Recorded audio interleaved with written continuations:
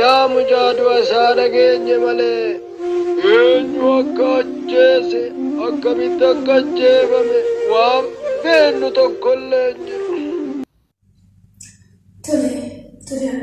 Kunooti kaa awwaalli abbaa keetii kunoota sumaa.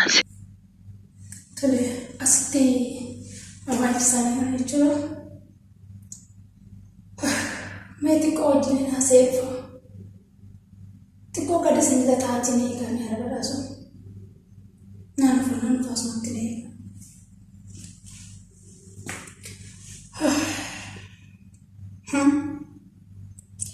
Akkanatti lamaan keessan arga jedhee yaadeen beeku. Isin lamaan keessan wal filattanii jechuudha. Maal ta'an sun jaalala keessa yeroo jalqabaa sana jireenya keessanii wajjin hin jiraattan ta'e. Hawwii koo guddaa ture. Akkanaa isin ni bajedhee ni yaadne. Almi koo immoo waan hin deemne. Abbaa koo immoo erga yeroo dheeressee ergee sagalee kan kee dhaga'ee booddee ijaanan si argan se'e. Garuu maal gurguree hin taane iddoo waalchi keetii argaa osoo hin taane abbaa koo si jiraa si argee waan hedduu silaa baruun barbaada. Eenyummaa kee baruun barbaada. Abbaa koo nama akkamii akka taate eessaa akka kaate fi maalirraa akka jirtu waa'ee gaggee waan isaa baruu barbaada. Garuu maal hin godhu si argachuu hin dandeenye. Jireenya natti uffattee baqadhee biyya ba'uyyuu abbaa koo argee gaaffii kootiif deebii argadhee haala galfadhaa ilaata jedhee. Yeroo tokko tokko wanti ati yaaddan faallaa ta'ee mul'ata. Isin lachuu naqattanii deemtanii jirtu. Anaan obsee keessan kophaatti dhiistanii. Harmee isin turre fedhiin ishii kana. Mucaa koo obsee koo nani. Harmee ni yaadatta miti. Harmee koo yoo guddatti mana kan si guruu barbaadaa gaafa isin jedhu. Ni yaadatta jedhee ni yaadu. Harmee yoo sun guddatti mana kan si guruu barbaadaa. Shookaa fi bareedaa gaafa guddatte nama cimtuu nama fakkeenyummaa namaaf taatu taatee si arguun barbaada. Si boo si arguu inumaa yoon fedhu obsee koo jabduudhaati. Ni yaadatta. Hawwiin kooti lafa ture. Baakkuudhee hin danda'amne qaba. Hiriirri harka rabbii jirti. Miidhaa keef koo qaba kee nama tokkotti duubastee ni miidha kanatti addunyaa kanarraa deemte.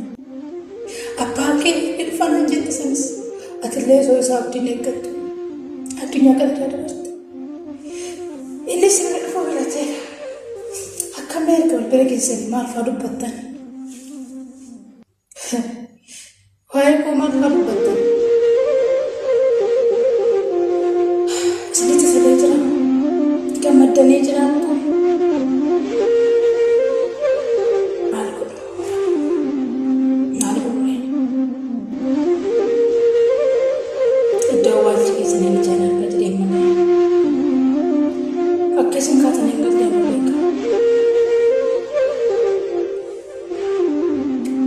Hararraa kaasee obsee ishee gochuu ishee jalessanii miti yaadne.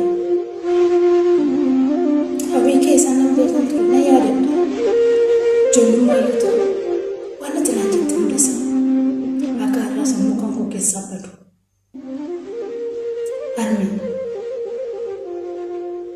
Harmee koo ni yaadattaa miti obsee ati nama cimtuu akka taatu abdii sirraa qabu. Akka ati bakka guddaa sanaaf geessu gaafa naan jettee ni yaadadha.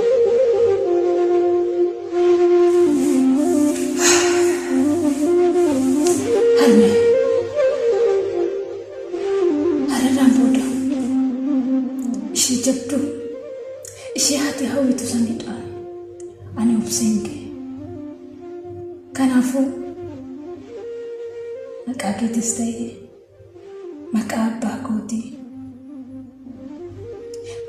kootii sagaa fi isaan dhagaye malee arguudhaaf abbaa kan kootan ijaan arguudhaaf hawwisan dhabus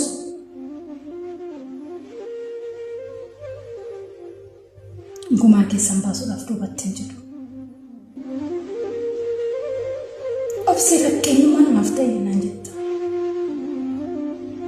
Ijoollee akka kan keetitti haati abbaa guddistee edaa'inuma akkasitti namni akkasittis ni jira. Haati ishee dhuguma cimtuudha akka jira akka maqaan keellee qabatti. Naan jetta.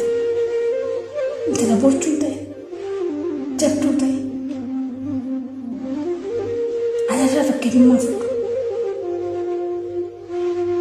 Gaafa mo'aa hojjechuuf karoorfattu yoo gufuun sitti baay'ate qormaan isaa sitti baay'ate ija jabaadhu. Har'a si bira hin jira boru waan ta'an hin beekanii naan jetta turte harme. Ani sun keessa kootiin banne harme koo bareechini yaadadha. Hin dagaddu yoo oolmaa kee. Heeyyen anis ishii abbaan koo eenyudhaa jettu tuni gumaa abbaa kee abaase. Ijoollee akka kan kootitti guddataniifis namoota fakkeenya ta'uufi ani bakkeetti yoo bahee mul'adhu namoonni bakkeetti baanee mul'anne hedduun isaanii jiru. Namoota akkasitti fakkeenyummaa ta'a. Harmi koo yoo sana namoota irra cinaachi kee ni ceessa. Akkanis hin jaalladhu sin dagatti nama.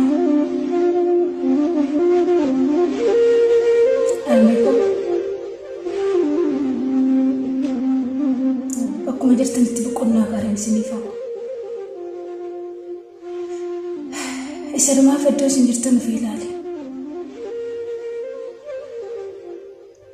TBS ilaaluun kan koo nafa osoo hin taane obsee kutattuu san ta'uun qaba. Boo'ichaaf osoo hin taane waan irra ga'e dhufee isinitti mul'aaf abdiin qaba.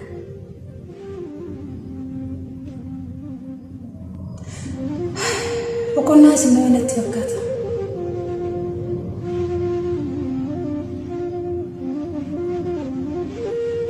Nagaatti naa jedha. Ani obsee jabeessa. Hawaasni keessanuu akka jalaatee bilbilatanii kan keessan anaaf galu. Yeroon karaa kana darbus yeroon isin laaluu dhufus akka isin lama wal jirtan. Ani kophaa ta'uu iyyuu isin lama wal jiraachuu keessan naaf galu. Akka waan irra keetii keessan ta'utti nagaan maal godhu? Maalaan godheettaniiti yaada badhaasu. Ayi maal godhani? Silaa haalti keetis abbaan keetis hin jiranii. Mee sirraa murtoo kee baruun barbaada yaanni kee maalin? Garaa kutachuu irra jira. Yoon jedhu kan du'e akka hin galle beekuun qaba sirriidha. Garuu ani immoo jiraadhee duutuu isaanii gadi isa ta'uu barbaadu. Jiraatanii du'u isa san ta'ee waamuu hin barbaadu. Haati kan koo akka abbaa kiyyaatti yookaan nyaadhilee sana supata fuutanii ajjeesanii gatuu yoo baatanii harka namaatti baay'ee miidhamteessa. Garuu natti himanni quuqamasee ijoollee waan ta'eef sammuu koo isin dhiphisu naan jechaa turte. Ani immoo har'a mucaan ishii kuni seenaa ishee naatantu anaaf jecha akkasitti dalagdee asiin nageessina guddiste kana seenaa ishee kuni galmeessuu qabu. Abbaa kan koo isa eenyummaa isaa baruudhaaf hawwisan har'as ta'e qorachuuf duubatti hin jiru. Maaliif akka du'e eenyutu akka ajjeese kanallee baruu qabu. ijoollee dhuftanii waan dhuftaniin seene edaas jirtu. Deebinee jirra abbaa badhaasu. Abbaa badhaasu isin akkamittiin akka abbaan kun du'e wanti beektan ni jira. Wanti dhageessanii akka alaatti natti hin yoo jiraate waa'ee isaa baruu barbaadu. Mee waa'ee isaa maal Yaa mujaadu isaa dhageenye malee eenyu akka ajjeese akkamitti akka ajjeefame waan beennu tokkollee hin jiru.